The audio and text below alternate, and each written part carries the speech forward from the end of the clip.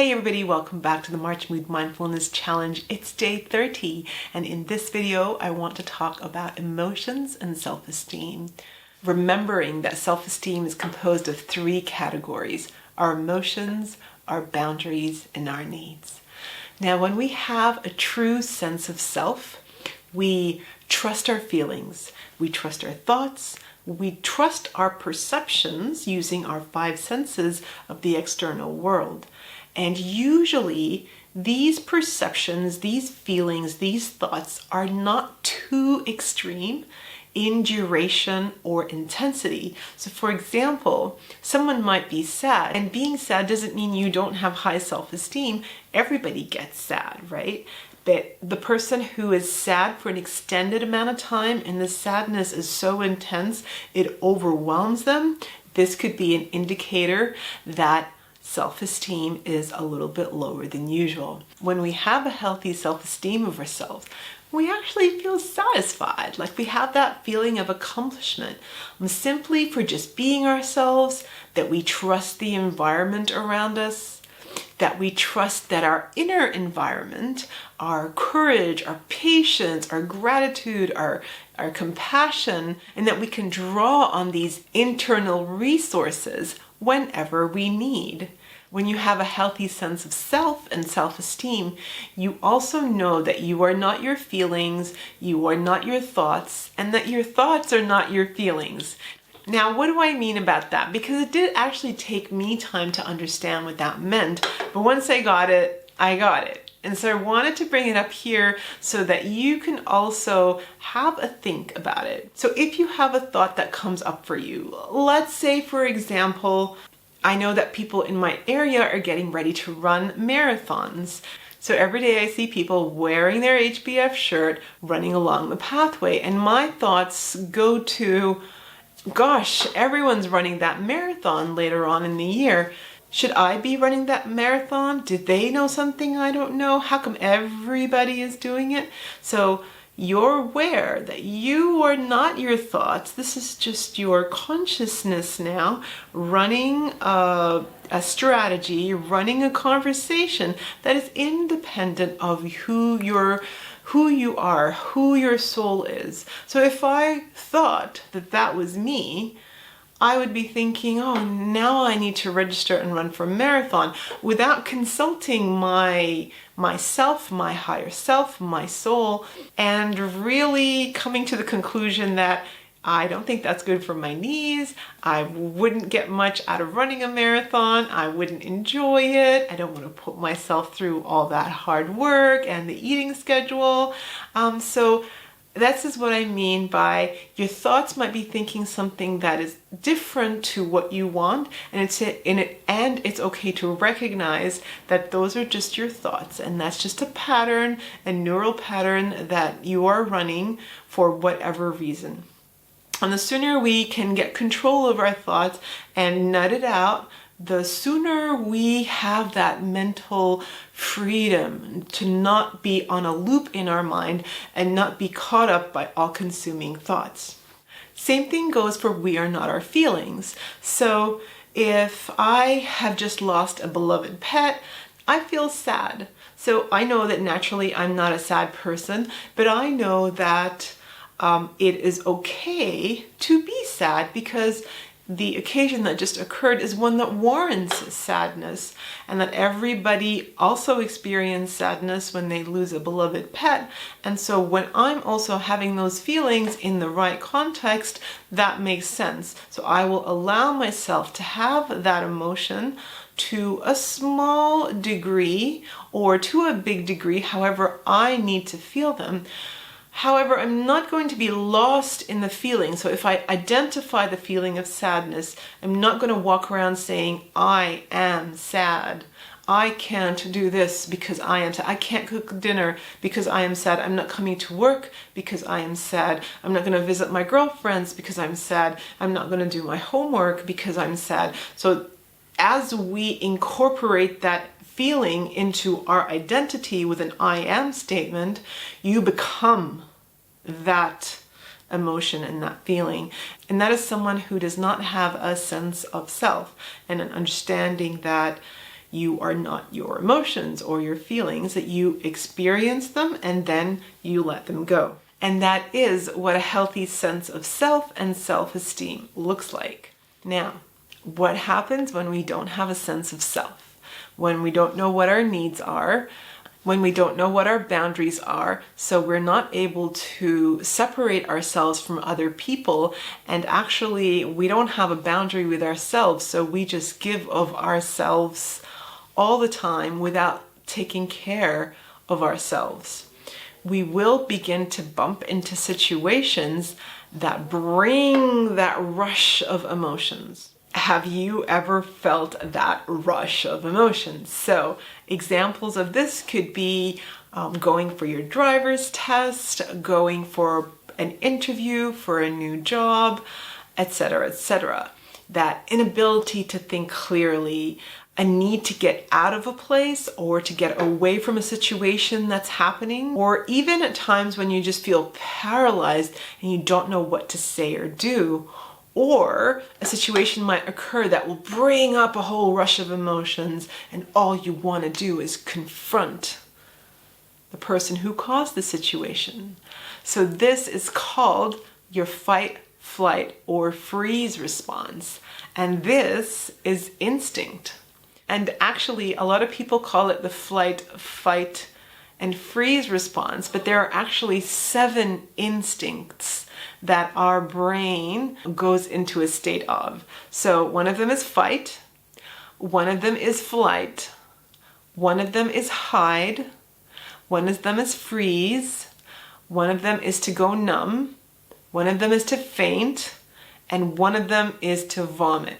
So these are all instincts that are created by our limbic system. And the limbic system is independent of the logical left brain and the creative right brain. It is located in the back of our brain and is totally separate. And it is actually called the fear center, and it acts as soon as it detects a threat. It bypasses the thinking and it just does whatever the instinct that you were born with. So if you feel scared, you might just hightail it out of there. If you feel threatened, you might just stop and freeze like a deer in headlights. And actually the difference between the freeze instinct and the numb instinct is the freeze one is physiologically you feel frozen. So you're frozen on the outside, you cannot move, you're rooted in place. And as well on the inside, you just feel cold on the inside. Versus the numb response is you may look like you're okay. Yeah, I'm okay. But inside you're frozen. You're numb. You can't feel anything. It's not happy. It's not sad. You can't think anything. I don't know. Is this all right? I don't know. I don't know. You are just numb. So that is your limbic system, part of the nervous system, taking over and creating like a coping mechanism for you to cope with the fear that you've just experienced. How to tie it in with self-esteem is that if you are in a situation when you're asked to do something and you don't want to, however, a previous experience recorded in your brain reminded you that the minute you said, no, I can't do it, you got slapped. That is a previous trauma, a previous experience. It's cataloged in your mind, and you now know that you will be hurt when you say no. So straight away, your instinct kicks in. It recognizes it, and this is all done unconsciously. It's not something we choose to do, but it's something our body needs to do for us to keep us safe. And so what it does is it triggers the physiology required to get yourself through that situation. So if the racing heart, the cold touch, the shaking, all the sensations that you go through when you experience fear, and it triggers the thoughts. So you might hear yourself saying, I am not safe. I need to get out of here. I am scared. And then the ensuing emotions that come up of I feel scared, I feel threatened, I feel hurt, I feel attacked. They will also come flooding through, and you'll be aware of how you're feeling in your body and what you're feeling in your emotional body and the things that are coming up for you in your mind. So some behaviors you will notice. So you might notice in other people that when the going gets tough, that person gets going. So this is the flee response. That person in your life has just had an episode where they feel like they are out of control or they're threatened, and their instinct tells them to run. You might be in a situation where something has happened and the person you're with gets up and starts a bar fight. This is someone whose instinct of fight has just been triggered. It is so basic and so primal. There is nothing to think about. It's just go for it. And that's how their energy gets charged in their body and comes out in that way. For the person who just ran, that person's energy goes down into their legs, charges their legs, they become really restless, and they need to discharge by running. Some people might experience a situation and just shut down and freeze. So they will absorb the information you just gave them, a shocking news of some sort, and they will freeze. And you'll see the color change, and you'll see, and if you touch them, they'll be so cold, and you will recognize that they're going through a freeze response. Some people go through a fawning response, and the fawning is, oh, I didn't mean it in that way. No, let me help you. And you turn into like a little bit of a people pleaser where you recognize that you were being threatened, so you put your needs down and put the needs of that person much higher, and that's how you cope. Sometimes it could be seeking the permission or seeking validation. Sometimes the behavior could be taking responsibility for others. So no, it wasn't them that broke the glass, mommy, it was me.